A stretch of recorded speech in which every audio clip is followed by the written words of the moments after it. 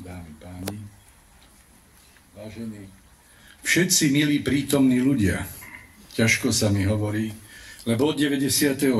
roku, kedy sme s Karolom toto dielo začali, uplynulo veľmi veľa času, veľmi veľa príhod a hovorím, že keď budem mať čas, to som si kedysi povedal, keď budem na dôchodku, napíšem o tom knihu.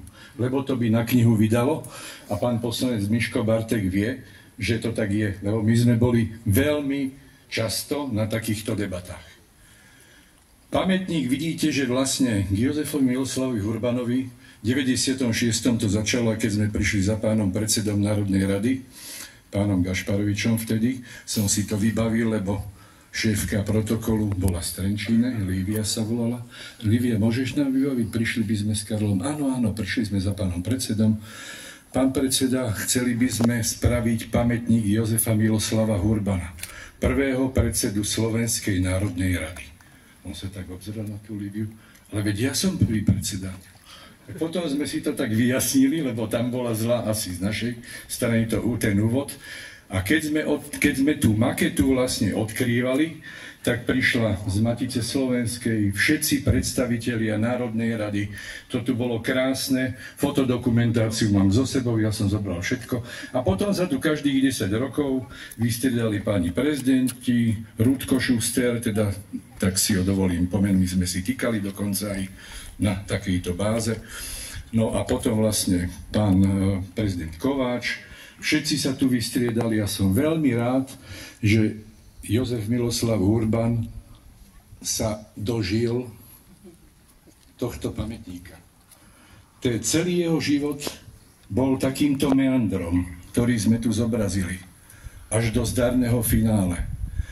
Karol Lacko, pani Ida hovorila o Ľudmile Podjavorínskej. Ľudmila Podjavorínska napísala: Karol Lacko, keď som išiel v 73. na strednú školu umeleckého priemyslu, tak prišiel za mnou, akurát finalizovali pamätník Ľudmily Podjavorínskej a prišiel: Marian, poď rýchlo, lebo to dávame teraz so žeriami dohromady, aby si vedel, čo ťa v živote čaká.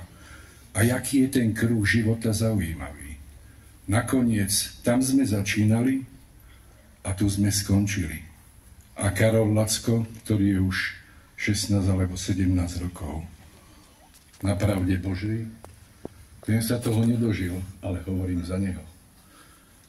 Veľmi dobrí kamaráti, veľmi dobrí priatelia, trošku aj také rodinne spriaznení a on si to bral takú tú výchovu a potom sa to pretomočilo aj do toho tvaroslovia.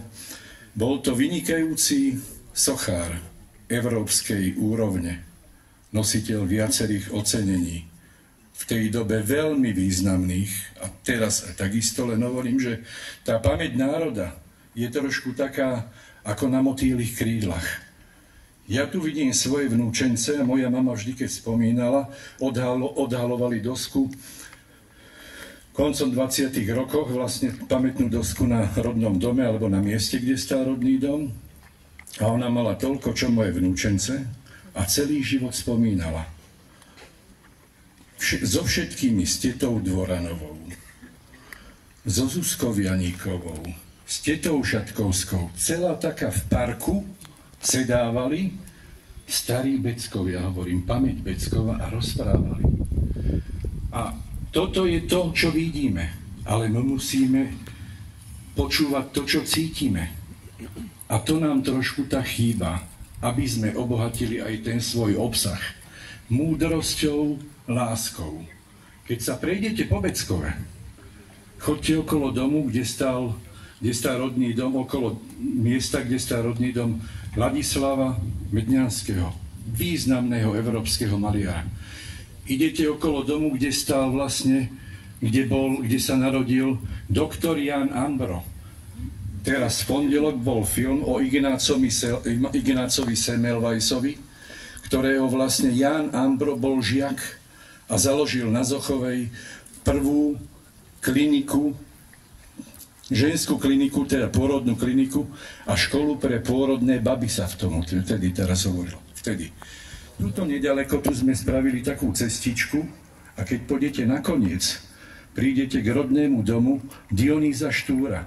riaditeľa Ríšskeho geologického ústavu vo Viedni, ktorý je tam mimoriadny fenomén a vedec európskeho mena, ktorý založil finančnú základinu zo svojich financií, aby podporil študentov zo Slovenska študovať v Budapešti alebo vo Viedni, tak ako on.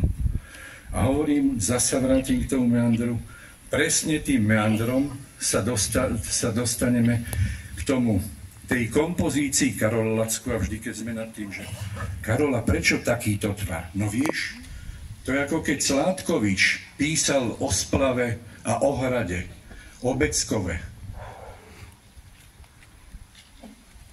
Tak na tej hladine sa zrkadlí trojvršie, súčasť slovenského znaku.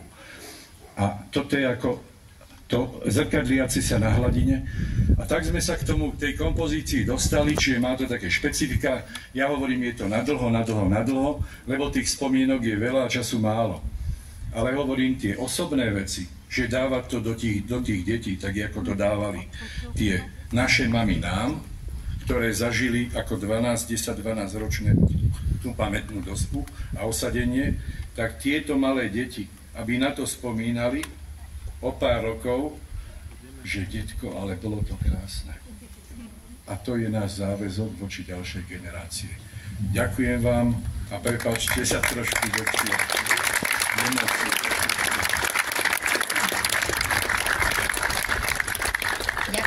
Ďakujeme za úžasné priblíženie úžasných spomienok aj za histórie pamätníka.